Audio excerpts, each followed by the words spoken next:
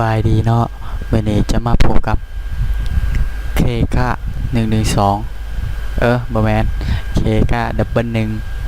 เนาะมื้อนี้ข้อยสิมาบอกวิวิธีแก้ไขเออร์เลอร์2503กับ2502แบบว่าในเวลาติดตั้งเนาะ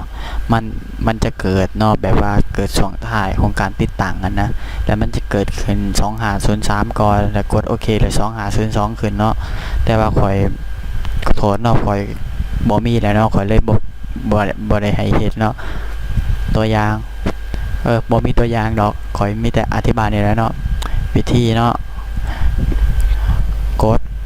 Ctrl Shift แล้วก็อีกอย่างเนี่ย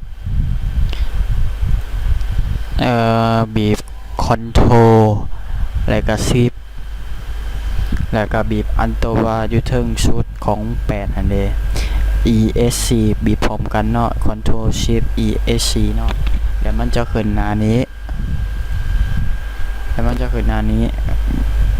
ปุ๊บชวับ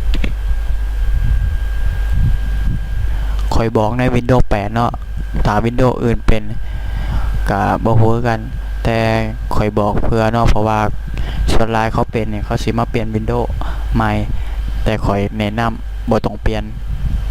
เพราะว่ามันเสียเงินเนาะแต่ว่าข้อยจักวิธีเฮ็ดเนาะแต่ว่าถ้ามันเป็นอีกเฮาก็เฮ็ดจังซี่อีกเนาะได้ข้อยเฮ็ดมา2เทื่อแล้วอันนี้ของทำเองเนาะเฮาก็สมมุติว่ามันมีอันเดียวเฮาก็อันใดถ้ามี3อันเฮาก็คลิกใส่เนาะ Entrax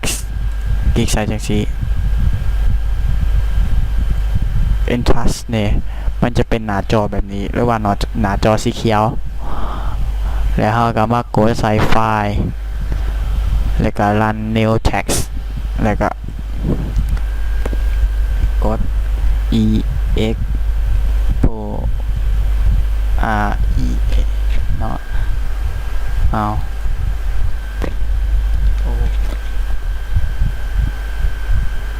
แล้วก็ .exe แล้วก็กดโอเค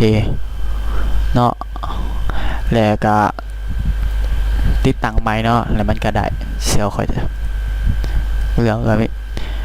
คลิปนี้ก็ไม่ได้ทำเลยเนาะ